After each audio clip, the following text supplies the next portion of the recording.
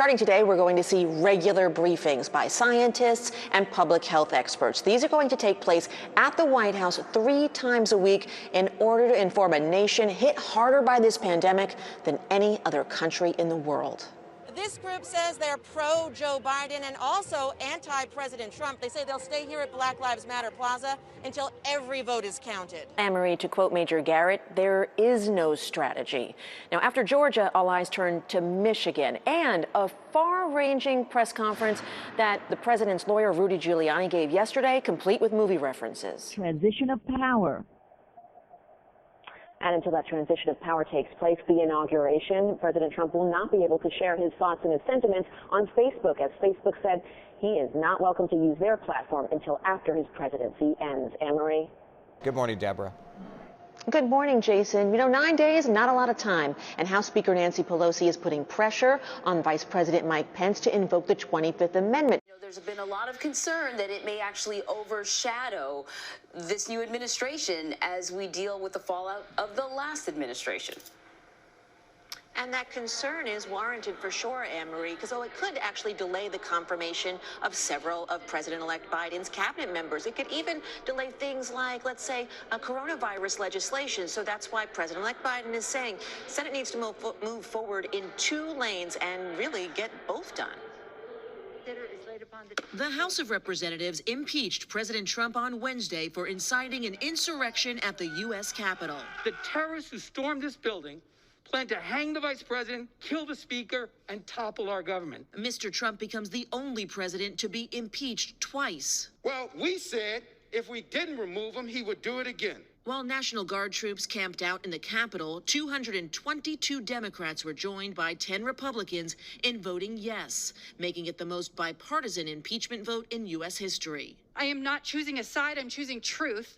It's the only way to defeat fear. Most of the GOP argued for unity in the president's defense, even if some admitted he bears responsibility. A vote to impeach will further fan the flames of partisan division. But Democrats want Mr. Trump held accountable. People died because of the big lies that were being told. After weeks of false election claims, it was a rigged election, culminating in last week's fiery speech. And if you don't fight like hell, you're not going to have a country anymore. While the trial isn't expected to start until after President Trump leaves office, a conviction by 2/3 majority of the Senate would likely bar him from running for president again. My fellow Americans. President Trump did not mention the impeachment in a video released by the White House, but he did tell his supporters there should be no more violence. No true supporter of mine could ever endorse political violence. In a statement, President-elect Joe Biden says he hopes the Senate can balance the trial with working on the nation's business. Mr. Biden takes office on January 20th. The Senate comes back on January 19th, Anne-Marie.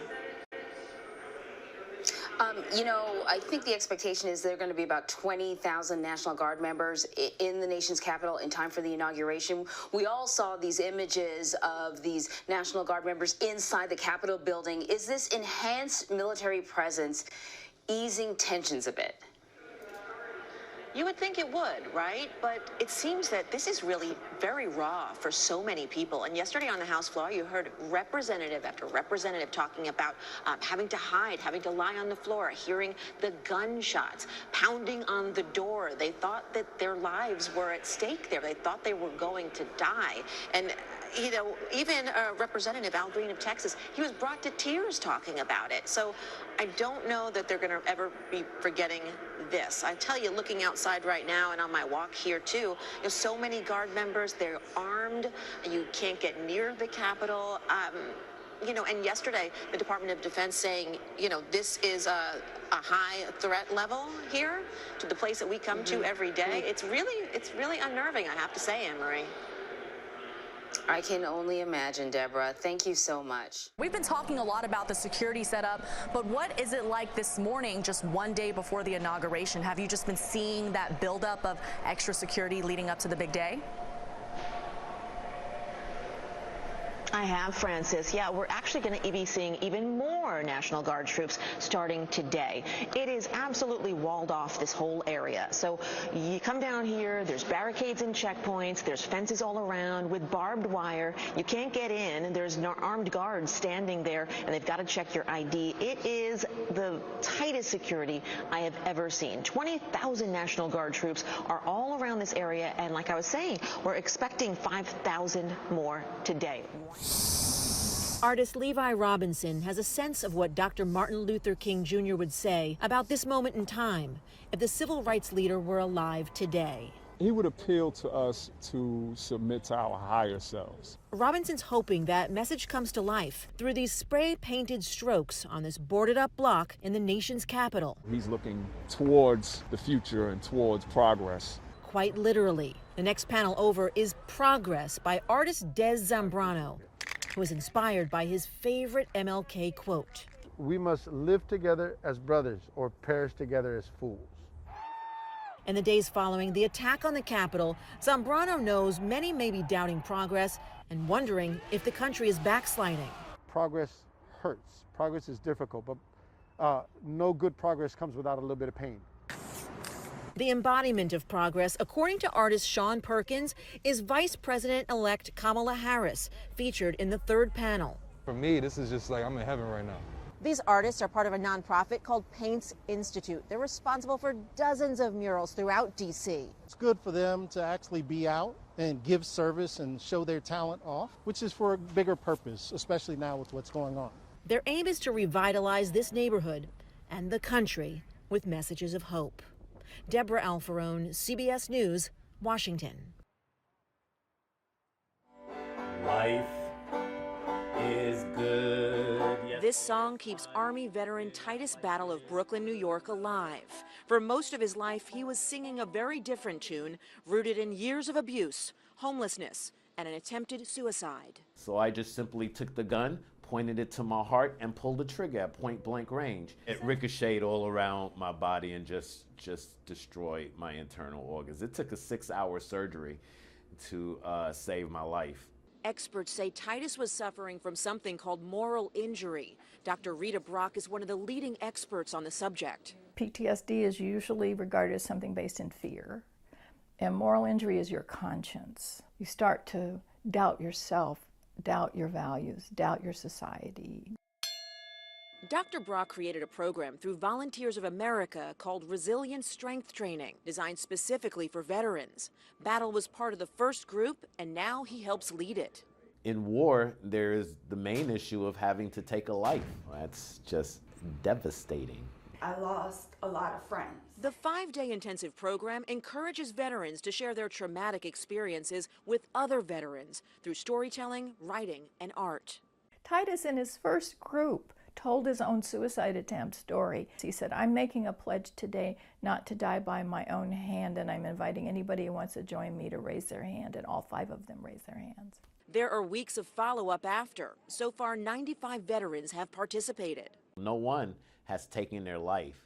No one has returned to drugs or alcoholism or anything of a self-destructive nature, not even I. That's why today. And so he sings to build resilience and to help other vets build theirs. Today is a wonderful day. Debra Alfarone, CBS News, Alexandria, Virginia. To be on planet Earth. Let's do a burger with the butternut squash fries and then the beer. Sounds yummy, but wait, this food truck is for our 4-legged furry friends. Woof Bowl claims to be the first fast food style dog food truck. It's the brainchild of Ron and Solo Holloway, who started it when Solo decided to cook up healthier options for their pups. Our burgers are good for their zinc and copper, so it's good for their metabolism, and our donut is good for omega-3 fatty acids and protein. Actually, his favorite food is a drink. He really likes the doggy beer. The non-alcoholic doggy beer, made from chicken stock and other ingredients. Their brightly painted Instagram-ready truck helped Woof Bowl grow a loyal following. Then the pandemic struck, and like many small businesses, sales dropped to almost nothing. But Ron, a veteran, and Solo, a refugee from Cambodia, say these dogs and their humans are what keep them going. Once I got Lotto, it just changed everything with my PTSD. I struggled a lot. I'm getting emotional thinking about it now, but this guy really saved my life. They say they'll keep hosting what they call pop-ups to bring smiles and wags throughout the greater D.C., Maryland, and Virginia area. The trend is gaining traction. Dog treat trucks are popping up all over the country, offering dog owners a way to be social while socially distancing. Because in these uncertain times, Ron says one thing is for sure. Dogs don't care about your race, your religion, any of the labels that we self-impose on each other. Dogs just want to have fun. With my rescue dog Murray at the Woof Bowl in Alexandria, Virginia, Debra Alfarone, CBS News.